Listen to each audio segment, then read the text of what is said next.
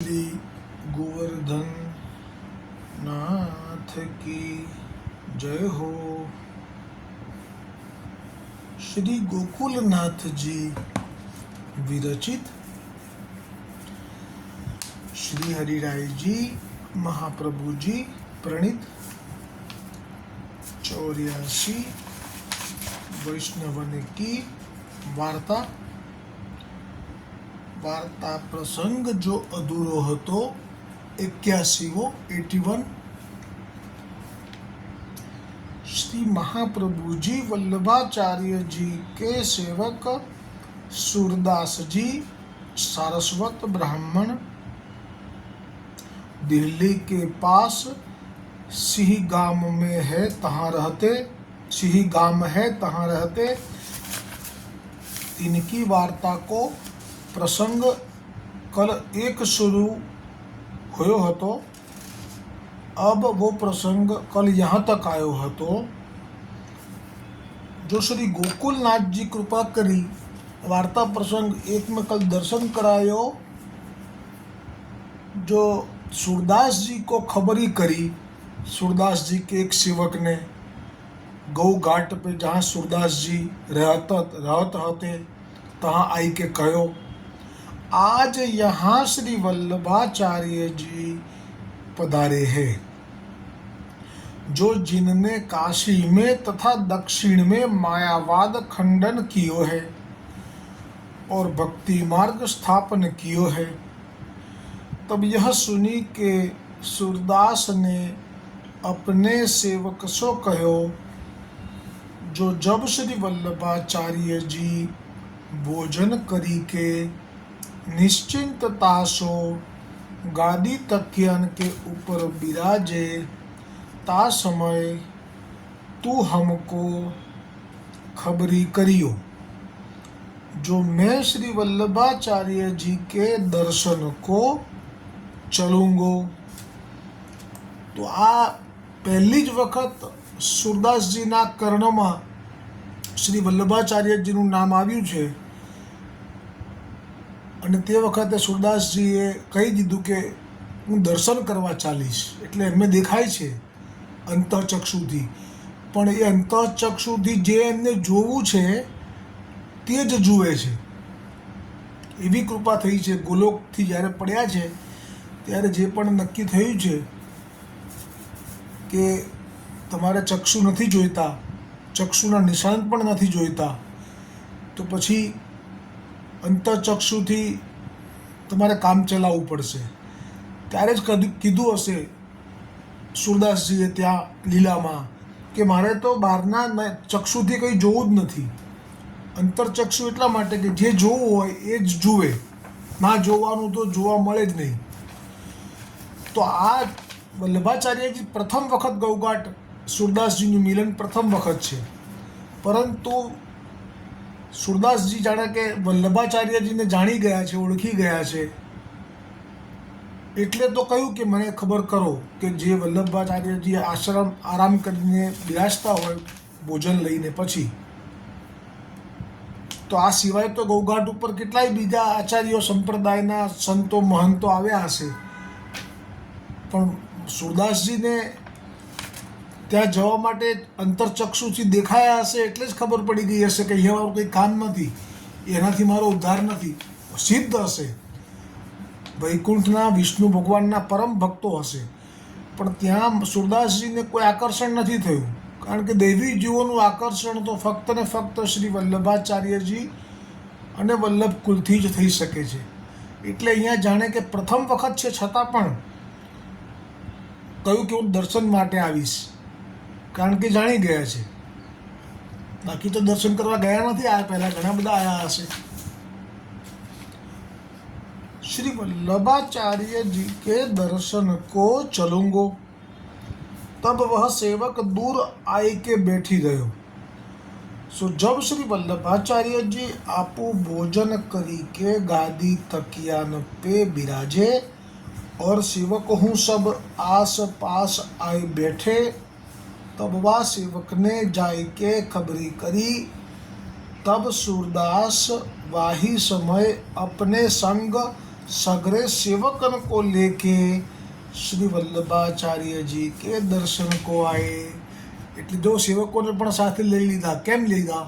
બાકી કોઈ લે નહીં. પોતાને કોઈ આચાર્યને મળવું હોય, અજાણ્યા કોઈ આચાર્યને, અજાણ્યા કોઈ સંપ્રદાયના મહંતને, સાધુને, સંન્યાસીને કોઈને મળવું હોય તો જે તે વ્યક્તિ હોય એ પોતે જાય, પોતાના સેવકોને લઈને ના જાય. શા માટે જાય?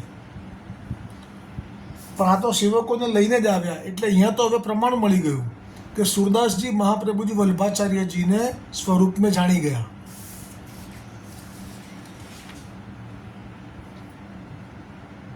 तो सो तब आय के श्री आचार्य जी वल्लभाचार्य जी को साष्टांग दंडवत करी. तब श्री वल्लभाचार्य जी श्री मुखसु कहे. जो सूर પહેલી વખત મળ્યા છે, જુઓ તો વલ્લભ તો પ્રભુ છે એટલે જાણે જ છે, તરત જ નામ લઈને બોલાયા. સૂર કછું ભગવદ જસ વર્ણન કરો. પહેલી જ મુલાકાત, બીજી કોઈ વાત જ નહીં, સીધું જ ભગવદ યશનું ગાન કરો એવી આજ્ઞા કરી દીધી મહાપ્રભુજી વલ્લભાચાર્યજી. તબ सूरदास ने श्री वल्लभाचार्य जी को दंडवत करी. कहो जो महाराज, जो आज्ञा, जेवी आज्ञा. ता पाछे सूरदास ने यह पद श्री वल्लभाचार्य जी आगे गायो. હવે જો આ પદ ગાશે તો કયો ગાશે?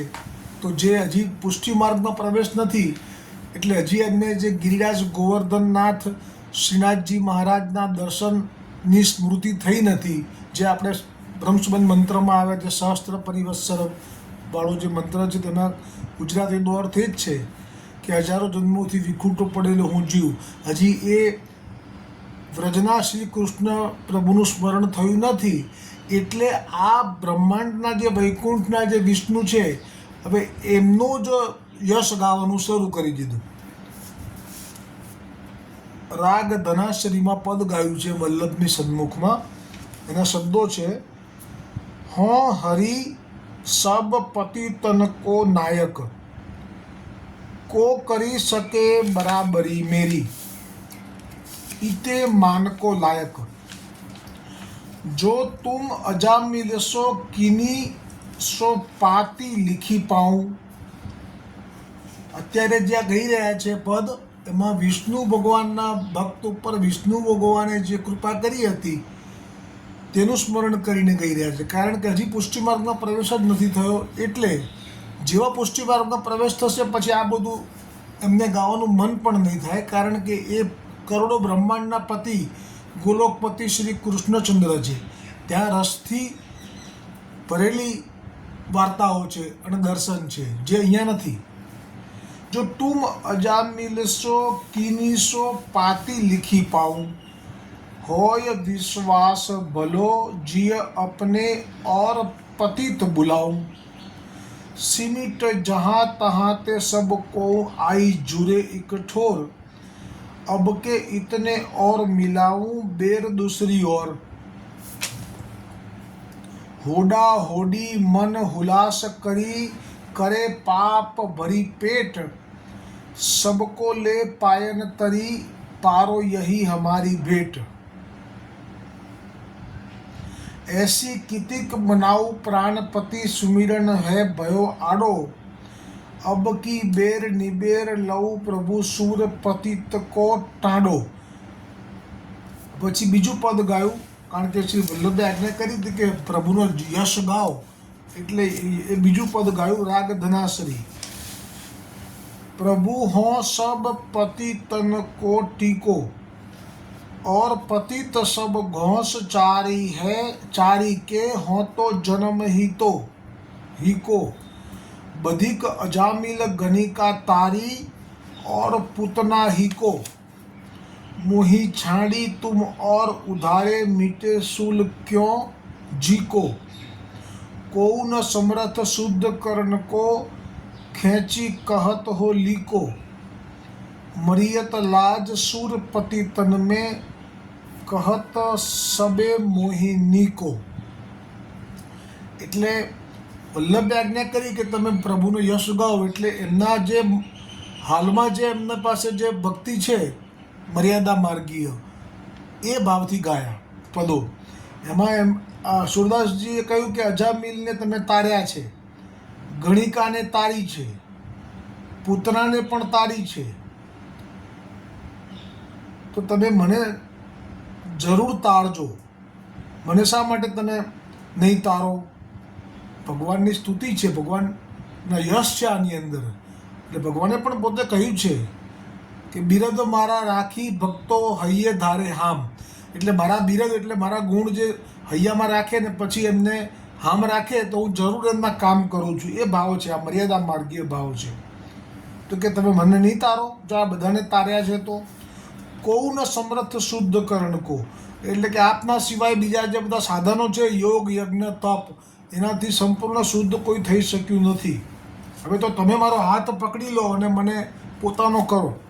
ખેંચી કહત હો લીકો મરિયત લાજ સૂર.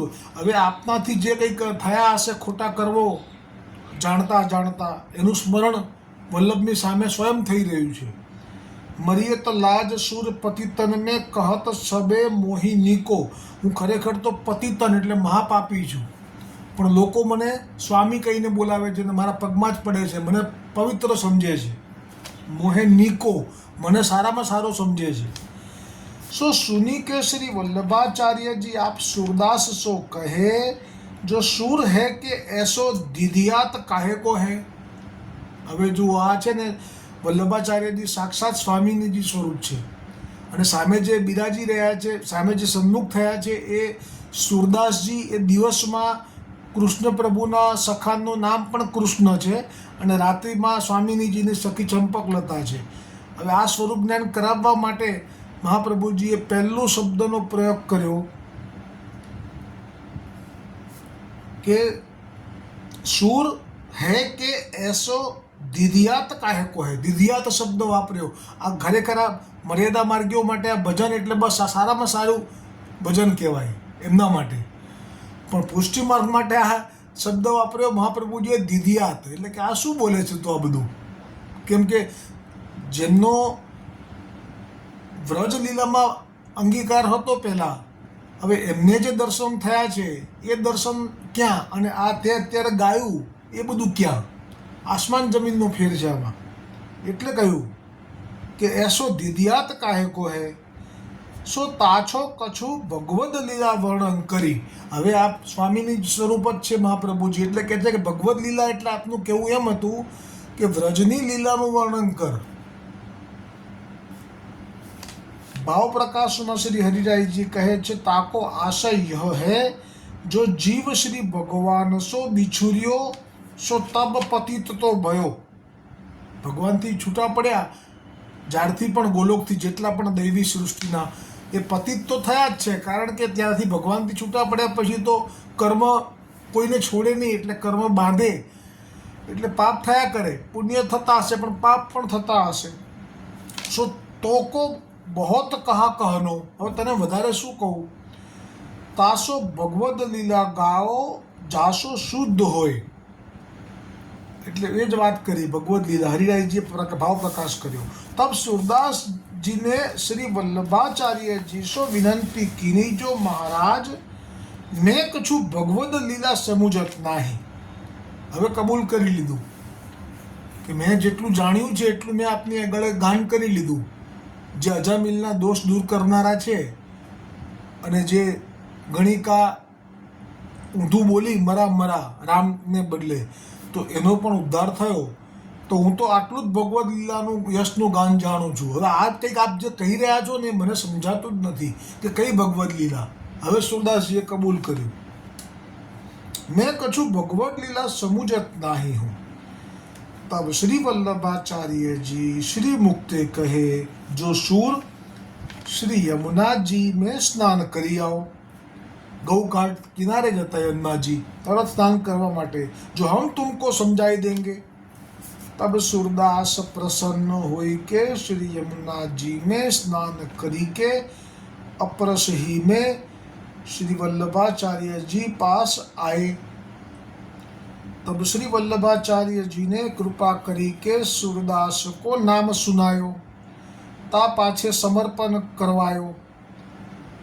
पाछे आप दसम स्कंद की अनुक्रम मणिका करी हती, सो सूरदास को सुनाई। બે કૃપા તો બધા વૈષ્ણવ ઉપર કરે જ છે, આપ નામ અને સમર્પણ જે દૈવી હોય એમના માટે, લીલાના જીવો હોય, પણ ત્રીજી કૃપા કરી દસમ સ્કંદની અનુક્રમ મણિકા એટલે આગળના જે હેડિંગ હોય તે એ સંભળાવ્યા મહાપ્રભુજી વલ્લભાચાર્યજીએ સુરદાસજીને. ભાવપ્રકાશમાં શ્રી હરિરાયજી કહે છે અષ્ટાક્ષર. હવે જે સંભળાવ્યું છે, જેમ કે વૈષ્ણવ જ્યારે જ્યારે પણ વલ્લભ કુલથી નામ પામે છે પછી બ્રહ્મ સંબંધ પામે છે, તો એ બેનો અલગ અલગ મહિમા છે. તો નામથી શું પ્રાપ્ત થાય છે અને બ્રહ્મ સંબંધથી શું પ્રાપ્ત થાય છે એ રહસ્ય અહીંયા સુરદાસજીના આ પ્રસંગમાં હરિરાયજી મહાપ્રભુજી પ્રગટ કરે છે. અષ્ટાક્ષર મંત્ર સુનાયો, તાસો સુરદાસ કે સગરે જન્મ કે દોષ મિટાય.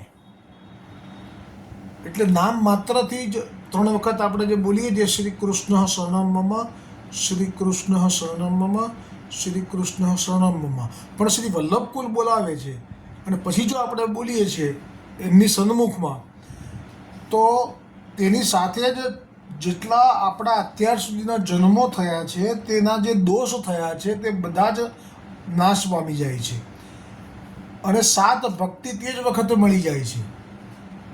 ખાલી છેલ્લી 2 ભક્તિ છે એ અટકેલી રહે છે, એ પછી બ્રહ્મ સંબંધ મંત્ર પછી પ્રાપ્ત થાય છે, એમ શ્રી હરિદાસજી ખુલાસો કરે છે. 7 ભક્તિ ભઈ, નામ પામવાથી દોષ ગયા અને 7 ભક્તિ પ્રાપ્ત થઈ ગઈ. શ્રવણ કીર્તનવાળી જે 9 ભક્તિ છે તેમાંથી 7. પાછે બ્રહ્મ સંબંધ કરવાયો, तासो 7 भक्ति और 9 भक्ति की सिद्धि भई, सो रही प्रेम लक्षणा। सो दसम स्कंद की अनुक्रमणि का सुनाए, तब संपूर्ण पुरुषोत्तम की लीला सूरदास के हृदय में स्थापन भई, सो प्रेम लक्षणा भक्ति सिद्ध भई. એટલા વિશેષ કૃપા જે કરીને ભાગવતજીના દસમ સ્કંદનું અનુક્રમણિકા શ્રવણ કરાવડાવવાની, તેને કારણે એમને 10મી ભક્તિ પ્રેમ લક્ષણા પણ સિદ્ધ થઈ ગઈ. સો સગરી શ્રી સુબોધિનીજી કો જ્ઞાન શ્રી વલ્લભાચાર્યજીને सूरदास के हृदय में स्थापन कियो. કેટલી સૌથી વિશેષ કૃપા મહાપ્રભુજી વલ્લભાચાર્યજીએ જો કરી હોય કોઈ ગ્રંથ આપવામાં, તો એ શ્રી સુરદાસજી ઉપર કરી છે કે શ્રી સુબોધિનીજીના બધા જ રહસ્યો સહિત એમને જ્ઞાન કરાવી દીધું. કારણ કે દરેકે દરેક અષ્ટસખાઓ છે એ શ્રી ગોવર્ધનનાથના વિવિધ અંગો સ્વરૂપ છે, અલગ અલગ અંગો છે. એમાં દરેકનું અલગ અલગ સ્થાન છે. કોઈનું નેત્રમાં છે, કોઈનું ચરણમાં છે, કોઈનું ઉદરમાં છે. તો સુરદાસજીનું સ્થાન શ્રી ગોવર્ધનનાથજીના મુખારવિંદમાં છે. તેથી સુરદાસજીની પર આ રીતે કૃપા કરી. તબ ભગવદ લીલા જસ વર્ણન કરી કો સામર્થ્ય ભયો. હવે ભગવદ લીલા જે કીધું ને કે ગાઓ, અને ના ખબર પડી સુરદાસજીને, હવે ખબર પડી કે ભગવદ લીલા એટલે શ્રી સુબોધિનીજીમાં જે ઠાકોરજીએ યુગલ સ્વરૂપે અને માખણ ચોરીની લીલા જે ચોરી છુપીથી કરી હતી, તે બંને સ્વરૂપોની લીલાઓનું જ્ઞાન હવે એમને થઈ ગયું. तब अनुक्रम मणिका ते सगरी लीला हृदय में स्फुरी. सो कैसे जानिए? जो श्री वल्लभाचार्य जी आप दसम स्कंद की सुबोधिनी में मंगलाचरण की प्रथम कारिका किए हैं. सो कारिका कहत है श्लोक नमामि हृदये शेषे लीलाक्षीराब्धि साहिनम लक्ष्मी सहस्त्र लीला भी सेव्यमानम कलानिधिम. सो या मंगलाचरण के अनुसार सूरदास ने श्री वल्लभाचार्य जी के आगे यह पद કરી કે ગાયો. 100 પદ. હવે જુઓ, કૃપા થઈ છે અને ભગવદ લીલાનું જ્ઞાન થઈ ગયું, ગોલોકની લીલાનું. એટલે હવે પદ કયા પ્રગટ થયા સુરદાસજીના હૃદયમાંથી? એ પહેલું પદ રાગ બિલાવલ. चक ईरी चली चरण सरोवर, जहाँ नहीं प्रेम वियोग, जहाँ ब्रह्म निशा होती नहीं कबहू, सो सायर सुख योग। सनक से हंस मीन से गुनिगत, नख रवि प्रभा प्रकाश, प्रफुल्लित कमल निमिष नहीं राशि, डर गुज्जत निगम सुवास। जिहि सर सुभग मुक्ति मुक्ताफल, सुकृत विमल जल पीजे, सो सर छाड़ी कुबुद्धि विहंगम, यहाँ रही कहाँ कीजे। जहाँ श्री सहस्त्र सहित नित क्रीडत, शोभित सूरजदास, अब न सुहाय विषय रस, छिल्लर वा समुद्र की आस। सो यह पद दशम स्कंद की कारिका के अनुसार किए हैं। जैसे श्लोक लक्ष्मी सहस्त्र लीला भी सेव्य नाम कलानिधि, जैसे श्लोक में कहो तैसे ही सूरदास जी ने या पद में कही, जो जहाँ श्री सहस्त्र सहित नित क्रीडत शोभित सूरजदास। सो या में कहे तामे जानी परी, जो सूरदास को सगरी लीला, श्री सुबोधिनी जी की स्फुरी। सो सुनी के श्री आचार्य जी बहुत प्रसन्न भये, और जाने जो अब लीला को अभ्यास भयो। सो तब श्री आचार्य जी आप श्री मुख ते सूरदास सो आज्ञा किए, जो सूर कछु नंदालय की लीला गाओ। तब सूरदास ने नंद महोत्सव को कीर्तन वर्णन करी के गायो पद। ए जे पद छे ए 14 ટૂંક છે, એમાં વિશાળ પદ છે, વિસ્તાર છે।